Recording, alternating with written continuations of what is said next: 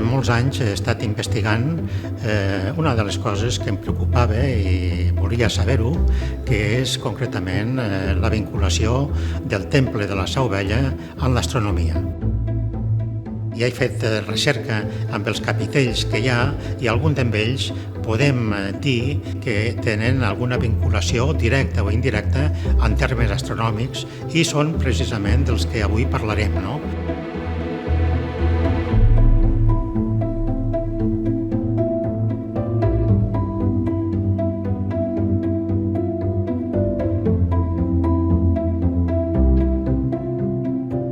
Un dels capitells que té una vinculació no directa sinó indirecta, però ho explicarem amb un tema astronòmic, doncs és el capitell que està a la part alta, però al costat de l'ossera del rei Alfons el Benigne. Es veu una persona nua, jove, i darrere li ataca un lleó i a la part de davant li menja una fruita que té a les mans una serp. Bé, aquesta persona la podem vincular amb Hèracles. Hèracles, dins de la mitologia grega, era un fill natural del déu Zeus, no? I ell va voler que la lletés un dia, que la deessa Hera estava dormint, que mamés del seu pit, no? Ho va fer amb tantes ganes que li va fer mal, no? La va despertar i una mica d'aquesta llet es va vessar. Aquesta llet, la mitologia la situa al cel camí de llet. I des de llavors que aquesta Via Làctea, la nostra galàxia, s'anomena així per la llet pesada per la deessa Hera, dins de la mitologia grega, no?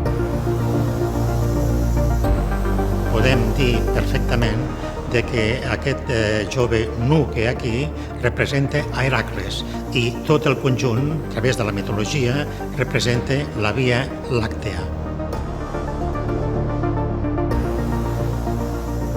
Bé, el segon capitell dels que parlarem avui és el capitell que està junt al presbiteri, a l'absis major. A la part de dalt d'aquest capitell hi ha el que s'anomena la roda de l'Atlant, no? El déu Zeus, que el va fer per tota l'eternitat assumir que sobre els seus ombros portés la volta celest, no? Dins d'aquesta roda hi ha una estrella. Aquesta estrella és l'estrella pitagòrica i aquesta estrella pitagòrica està vinculada amb Venus, que és el primer indici de l'astronomia dins del temple, no?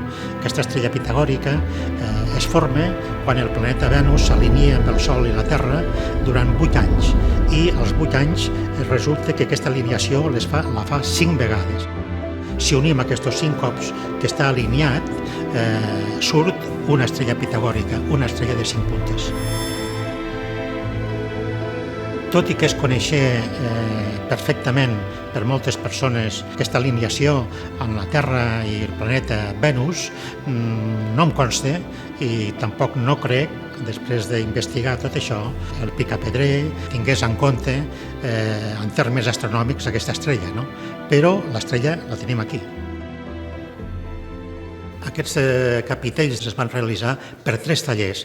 Cada taller va treballar en una època diferent, concretament del 1210 a la dècada de 1940, per tant no van coincidir amb el temps. Estaven vinculats, alguns dels capitells, en artesans italians, no? I un altre amb una escola que s'anomena purament lleidatana, no? I els van fer amb pedra de Vinaixa i la Floresta. 2 capitells dels que parlarem avui tracten de l'Epifania, no? Un té l'Epifania amb els reis, tal com marcava l'Evangeli de Sant Mateu, no? I allí es veu una estrella perfectament de 6 puntes.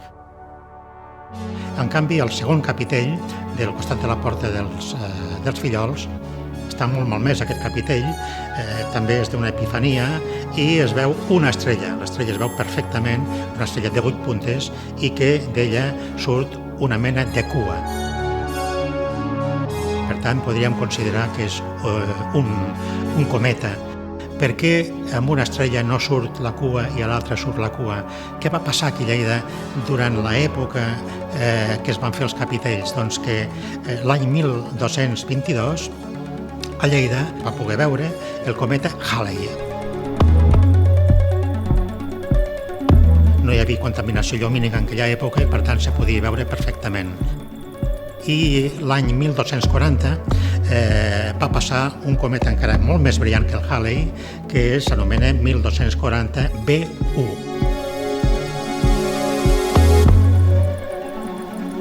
Aquests dos cometes van passar precisament amb el mateix període que es va fer aquest últim capitell.